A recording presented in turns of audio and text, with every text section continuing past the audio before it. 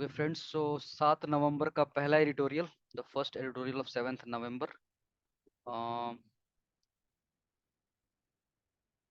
ये रहा 7th नवंबर का पहला एडिटोरियल। Defection business. डिफेक्शन हमेशा न्यूज़ में रहेगा, मैं बार बार बोलता हूँ। एक है डिफेक्शन, और डिफेक्शन पे स्पीकर का जो बर्ताव है, स्पीकर डिसीजन उस पर नहीं ले रहा है, डिले कर रहा है, ये मैटर। और दूसरा मैटर है गवर्नर और स्टेट गवर्नमेंट्स के बीच में झमेला। ये हमेशा रिकरेंट थीम है थ्रू आउट द ईयर, मैं बार बार बोलता हूँ। और अभी ये दोनों के दोनों एक साथ हो रहे हैं, दोनों के दोनों एक साथ हो रहे हैं। डिफेक्शन के ऊपर महाराष्ट्र में चल रहा है इशू, बहुत सारे स्टेट्स में है, बट महाराष्ट्र में मेजरली चल रहा है, जहाँ पे जो नई सरकार फॉर्म हुई है, नई सरकार नहीं, सरकार काफी दिन हो गया, काफी महीने हो गए, बट स्टिल जो नई सरकार है वो गिर सकती है। सरकार गिर सकती है बिकॉज लार्ज नंबर ऑफ उनके जो एमएलएज हैं वो दूसरी पार्टी से डिफेक्ट करके आए हैं।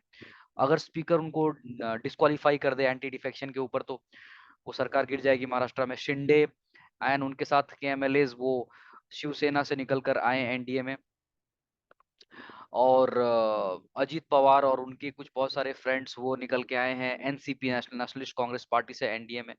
क्यों आए? एक एक बंदे को चीफ मिनिस्टर का पद ऑफर किया गया, दूसरे को डेप्यूटी चीफ मिनिस्टर का, आ गए हैं।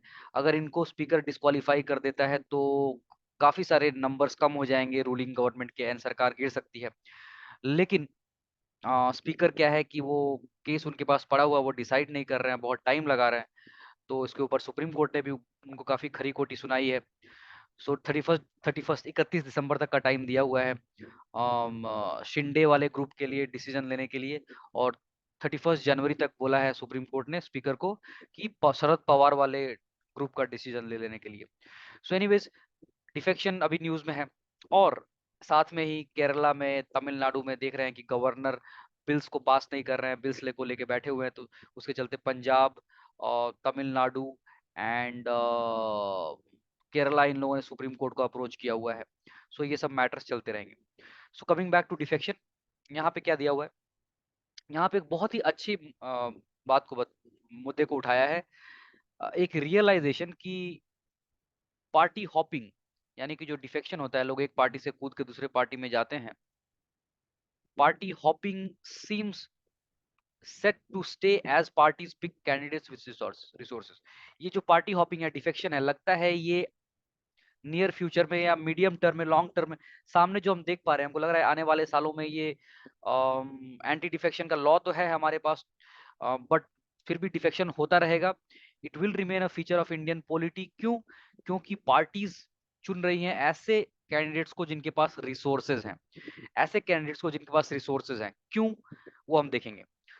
Bye resources we mean both money and manpower, money and man power.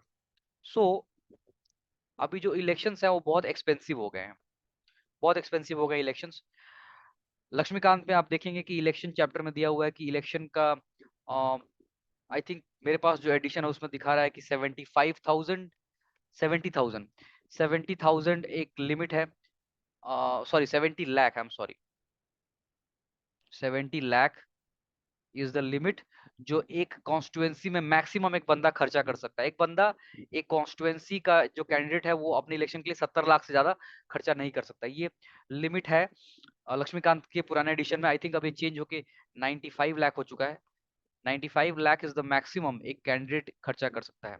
लेकिन हार्डली, रेयरली कोई ऐसा इलेक्शन होता है जहां पे ये लिमिट के अंदर खर्च होता है। पर्सनल एक्सपीरियंस, वेस्ट बंगाल में एक इलेक्शन, असेंबली इलेक्शन में, not even parliamentary election, assembly election, state का इलेक्शन हो रहा था। उसमें एक कॉन्स्टिट्युएंसी है जहां पे 25 करोड़ पकड़ा गया था। 25 करोड़ कैश वॉज नैब्ड। कैश था, उसमें कुछ ड्रग्स और बहुत कुछ थे, वेपन्स और बहुत कुछ हथियार वथियार, सारा का सारा माल था 25 करोड़ वर्थ का। 25 करोड़ वर्थ का माल एक ही दिन पकड़ा गया, एक ही बार पकड़ा गया, एक साथ पकड़ा गया। और भी उससे ज्यादा खर्च हुआ होगा जिस जो पकड़ा नहीं गया, बट ये 25 करोड़ एक कॉन्स्टिट्युएंसी में वहां पे इलेक्शन के लिए आया था, खर्च करने के लिए इलेक्शन में। 25 करोड़ एक कॉन्स्टिट्युएंसी, असेंबली इलेक्शन में। Forget about parliamentary election, forget about constituencies in Delhi, Maharashtra, जो स्पेशली जो बड़ी कॉन्स्टिट्यूएंसी, चांदनी चौक दिल्ली का है, या फिर मुंबई में कोई बड़ी कॉन्स्टिट्यूएंसीज, ये सब जो बड़ी बड़ी कॉन्स्टिट्यूएंसीज है, पावरफुल कॉन्स्टिट्यूएंसीज है, यहाँ पे काफी खर्च होता होगा। इसी तरह नहीं, ये बड़े बड़े इंडस्ट्रियलिस्ट हजारों करोड़ों का चंदा देते हैं पार्टीज को, नॉट ऐसे ही नहीं देते हैं, बिकॉज खर्चा बहुत ज्यादा होता है इलेक्शन में। किस तरह का खर्चा है? फ्रीबीज बांटनी है, बहुत जगह पे फ्रीबीज बांटा जाता है, साउथ इंडिया में बहुत ज्यादा होता है, नॉर्थ ईस्ट ऑफ इंडिया में बहुत ज्यादा होता है। पर्सनली मैंने in the state of Sikkim मैंने देखा है ये। सो पीपल, पार्टीज और कैंडिडेट्स क्या करते हैं, सामान बांटते हैं, सो चारपाई बांट रहे हैं, प्रेशर कुकर बांट रहे हैं, साइकिल बांट रहे हैं, कुछ भी बांट रहे हैं। ऐसा कोई गवर्नमेंट स्कीम नहीं है, बस ऐसे ही इलेक्शन के पहले लोगों में बांट रहे हैं कि भाई हमको वोट दे दो, उसके लिए ये लोग एक तरह से घूस ब्राइब किया जा रहा है वोटर्स को, सामान बांट बांट के। सो सामान बांटना नंबर वन। नंबर टू है लिकर, शराब पिला रहे हैं, जहाँ पे शराबी हैं वो शराब पी के वोट दे देंगे, एक बोतल शराब के लिए वोट दे देंगे। तो शराब बांटी जा रही है, खाना खिलाया जा रहा है, कहीं पे लोग बिरयानी खा रहे हैं, कहीं पे लोग पालक पनीर खा रहे हैं, पार्टी वाले खिला रहे हैं लोगों को इलेक्शन के पहले, ताकि वोट दे दो हमको। उसके बाद फिर अब लोगों को हायर करना पड़ता है, मनी एंड मैन पावर दोनों लगता है। सो लोगों को हायर करना पड़ता है, बहुत सारे यंग लड़के जॉबलेस, जिनके पास जॉब नहीं है, काम नहीं है, उनको पार्टी बोलती है कि तुम हमारे लिए प्रचार करो, या हमारे लिए थोड़ा डराओ धमकाओ लोगों को, what ever different types of functions हमारे लिए तुम करो। एंड उसके बदले में आई मीन और बंदे खुश हो जाते हैं, यंग लड़के हैं 20-22 साल के, 25 साल के, उनको लगता है कि you know they are being associate with a political party, एक पॉलिटिकल पार्टी एक पॉलिटिशियन के साथ एसोसिएट हो रहे हैं, तो उनके पास पावर है, क्षमता है, लोग उनको देखेंगे, डरेंगे उनसे। तो वो एक बड़ा मजा आता है उनको इसमें। दे आर नॉट रियलाइजिंग कि वो अपनी उस टाइम अपना जो उनका पढ़ाई लिखाई करने का टाइम है या जॉब खोजने का टाइम है, उसके जगह पे वो ये पार्टी के चक्कर में पड़ जा रहे हैं। सो बहुत सारे यूथ उनको तो यूथ ऐसे ही काम नहीं करेंगे, अब उनको भी खर्चे के लिए कुछ पैसा देना पड़ता है, खिलाना पिलाना पड़ता है, पॉकेट मनी देते हैं पार्टी वाले। सो डिफरेंट वेज, जैसा कि मैंने बताया कि ड्रग्स पकड़े गए थे, सो पॉसिबली ऐसे भी पॉलिटिशियंस है जो ड्रग्स सप्लाई कर रहे हैं लोगों को वोट के लिए, आई डोंट नो। हथियार पकड़े जाते हैं, अम, हथियार लो कहीं पे डराने धमकाने के लिए जो यूज होते हैं हथियार इलीगली। उसके बाद कैश पकड़ा जाता है, बहुत जगह पे लोग कैश बांटते हैं कि हमको वोट दे दो। So all these things we may like it और we may not like it, हमको बिल्कुल भी अच्छा नहीं लगेगा, खराब लगता है हमको, but unfortunately this is very much part and parcel of our election. हमारे डेमोक्रेटिक प्रोसेस, हमारे इलेक्शन का ये हिस्सा है और होता आ रहा है। क्यों हो रहा है वही यहाँ पे दिया गया है। तो चूंकि इलेक्शन इतने एक्सपेंसिव हो गए हैं, कंपटीशन इतना ज्यादा बढ़ गया है कि अगर आप खर्च ना कर पाए, सो देखिए फॉर एग्जांपल वेस्ट बंगाल में लेफ्ट पार्टीज जो है they are gone, totally wiped out. कुछ साल पहले West Bengal used to be dominated by left, left parties dominate करती थी, सीपीआईएम और वाम फ्रंट जिसको बोलते हैं, बट ये अब गायब हो चुके हैं, खत्म, बिल्कुल नहीं है, एक्सटिंक्ट स्पीसीज हो गए हैं। क्यों? क्योंकि इन्होंने आइडियल्स को फॉलो किया, आइडियोलॉजी को फॉलो किया, आइडियल्स हैं कि नहीं हम खर्चा नहीं करेंगे, हम अपने मुद्दे की बात करेंगे, पढ़ाई की बात करेंगे, एजुकेशन की बात करेंगे, हेल्थ की बात करेंगे, और हम ये सब बातें करेंगे, ठीक है, गरीबों की बात करेंगे, मजदूरों की बात करेंगे, और हमारी बात सुन के लोग खुश होकर हमको वोट देंगे। वो ऐसा सोचते थे कि हमारी अच्छी अच्छी बातों को सुन के, हमारी हमारे सारे लीडर्स बहुत एडुकेटेड हैं, पढ़े लिखे हैं, इनकी अच्छी अच्छी फिलोसॉफिकल बातों को सुन के लोग वोट देंगे, ऐसा सोचते थे वो। और वो एक्सटिंक्ट हो गए। क्यों? क्योंकि ऐसा कंपटीशन बढ़ गया है कि जो खर्चा करेगा लोग उसको वोट देंगे। So I am giving example of my state, but ऐसा पूरे इंडिया में हो रहा है। तो इतना कंपटीशन है कि अगर बने रहना है तो खर्चा करना है। सो अब इतना एक्सपेंसिव हो गया है, तो उसके लिए पार्टी जो है, सपोज पार्टी ए देख रही है कि मुझे इलेक्शन के लिए कैंडिडेट्स खड़े करने हैं, आई वांट टू कुछ कैंडिडेट्स जो मेरे अलग अलग कॉन्स्टिट्यूंसी में खड़े किए जाएंगे। सो पार्टी चाहती है कि ऐसे बंदे को टिकट दिया जाए जिसके पास खुद का बहुत मनी एंड मैन पावर है, जो बाहुबली है, जिसके पास बहुत सारे लड़के गुंडे हैं जो इलेक्शन में उसका काम कर देंगे, और उसके पास ऑलरेडी बहुत सारा कैश है, पैसा है, black money, white money, what पैसा है उसके पास। सो कैंडिडेट्स ऐसे चुने जाते हैं, पार्टियां ऐसे कैंडिडेट्स चुन रही हैं जिनके पास पहले से बहुत ऑलरेडी पैसा है और बहुत मैन पावर है, बाहुबली टाइप के लोग। क्यों? ताकि पार्टी को ज्यादा खर्चा ना करना पड़े।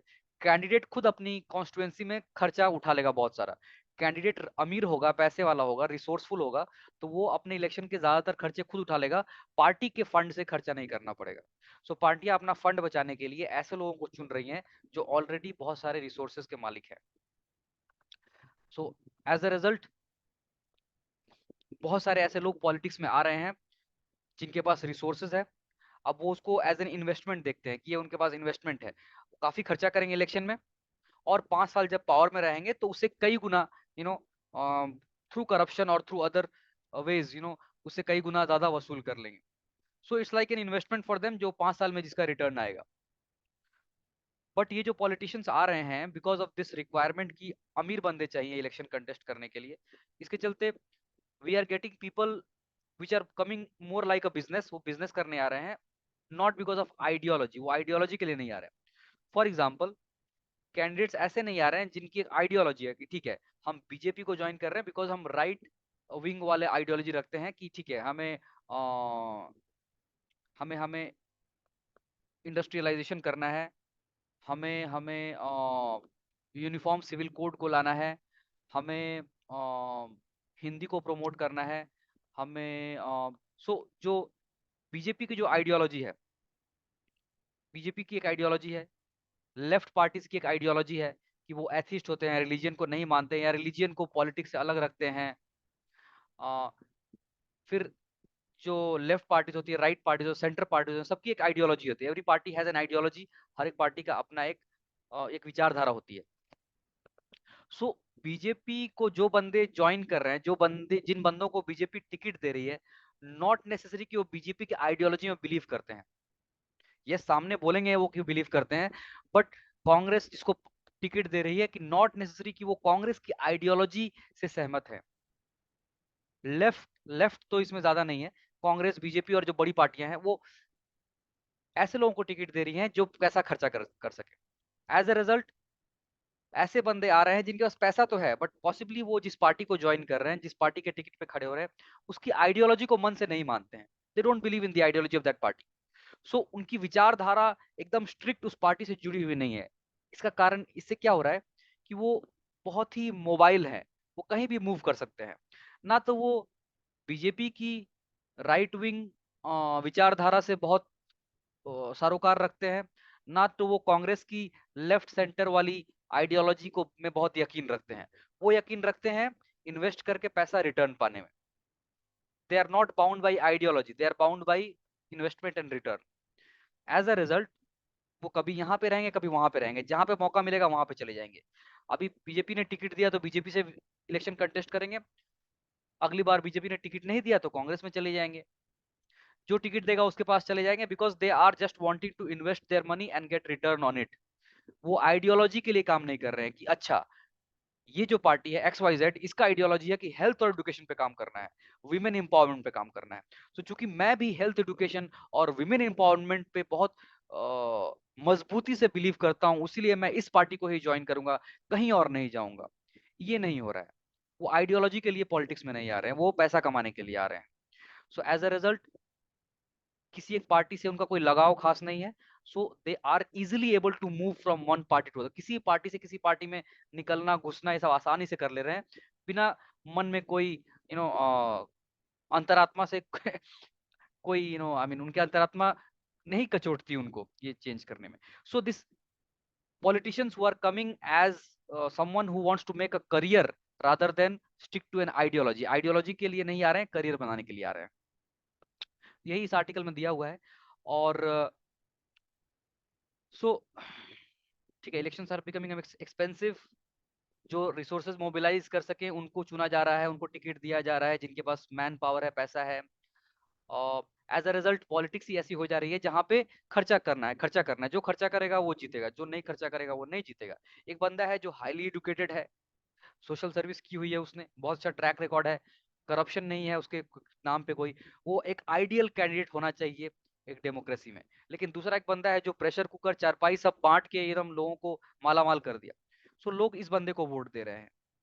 सो ये हमारी पॉलिटिक्स में एक शिफ्ट आ रहा है जो कि दुखद है, लेकिन है। और इस शिफ्ट के चलते ऐसे लोग आ रहे हैं जिनका आइडियोलॉजी से कुछ लेना देना नहीं है और वो किसी पार्टी में जा सकते हैं। एज अ रिजल्ट ये एडिटोरियल कहता है कि ये चैलेंज ये होने वाला है कि defections will remain a feature of Indian politics. दुखद बात है, अलास, डिफेक्शंस इंडियन पॉलिटिक्स का एक हिस्सा रहेंगे until and unless voters punish the defectors, until and unless voters बोले कि नहीं हम इसको वोट नहीं देंगे, वोटर्स पनिश करने की सोचे कि ये जो बंदा खुद आया राम गया राम है, कभी इधर जा रहा है कभी उधर जा रहा है, कभी इधर जा रहा है कभी उधर जा रहा है, कोई एक जगह डिसाइड नहीं कर पा रहा है, जहां से पैसा मिल रहा है, जहां पे पोर्टफोलियो मिल रहा है वहां चला जा रहा है, एक जगह रुक नहीं रहा है, तो ये बंदे को कैसे हम वोट दें? जब तक लोग ये नहीं सोचेंगे और जब तक लोग पनिश नहीं करेंगे, सजा नहीं देंगे ऐसे डिफेक्टर्स को, तब तक डिफेक्शन होते रहेंगे। अनफॉर्चुनेटली इस तरह का सजा देने वाला मेंटालिटी और इस तरह का मेंटालिटी की पॉलिटिशियंस को सोच समझ के चुना जाए और अचानक से लोग एक सैलाब की तरह रेवोल्यूशन में उठेंगे और पॉलिटिशियंस को बोलेंगे कि हम तुमको वोट नहीं देंगे बिकॉज तुम करप्ट हो। ये सिर्फ फिल्मों में हो रहा है, सिर्फ फिल्मों में हो रहा है, रियल लाइफ में ऐसा नहीं हो रहा है। रियल लाइफ में किसी के पास टाइम नहीं है कि एक जन आक्रोश को लीड करें कि पॉलिटिशियंस हमको बेवकूफ बना रहे हैं, ऐसा हो नहीं रहा है। रियल लाइफ में सब लोग सो रहे हैं और सो पॉलिटिशियंस आते रहेंगे और डिफेक्ट करते रहेंगे और हम उनको वोट देते रहेंगे। यही इस आर्टिकल में दिया हुआ है। सॉल्यूशन क्या है? सॉल्यूशन, एकमात्र तगड़ा सॉल्यूशन ये है कि ये जो इलेक्शन कमीशन ने एक्सपेंडिचर का लिमिट रखा है 95 लाख, कुछ भी करके कुछ भी करके ये लिमिट को स्ट्रिक्टली इन्फोर्स करना पड़ेगा। हमारे पास इलेक्शन कमीशन, जब जब इलेक्शन होता है तो इलेक्शन कमीशन एक ऑफिसर को हर एक कॉन्स्टिट्यूंसी में भेजते हैं। हर एक कॉन्स्टिट्यूंसी में एक एक्सपेंडिचर ऑब्जर्वर आता है।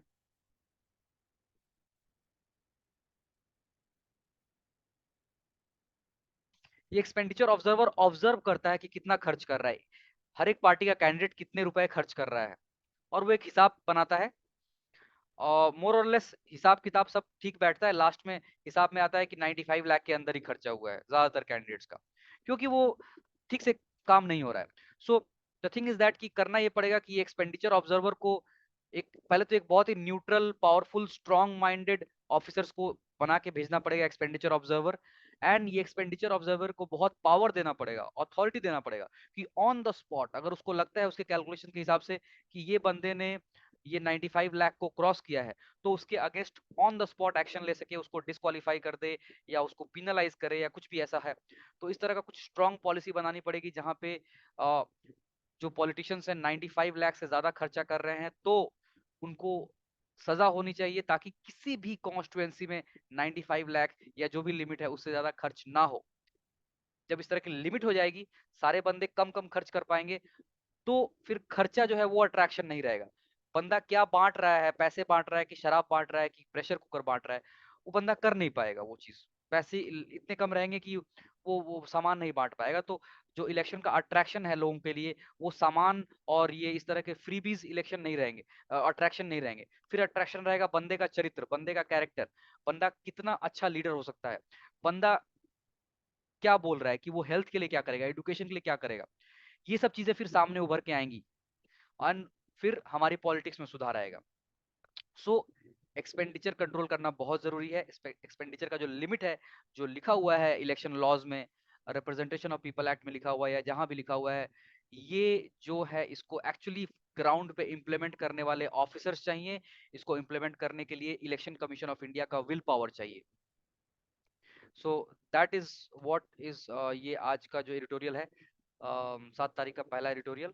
सो अगर वीडियो अच्छा लगा हो तो प्लीज लाइक कीजिए, शेयर कीजिए, सब्सक्राइब कीजिए, चैनल सब्सक्राइब जरूर कीजिए, बेल आइकन को भी दबाइए, बिकॉज इस तरह के वीडियोस फिर आपको आते रहेंगे, हर दिन आएंगे, 2-3 वीडियोस मिलते रहेंगे, आप देखते रहेंगे और सीखते रहेंगे। So thank you for watching, my name is Chandrashekhar Chauhan. Bye bye.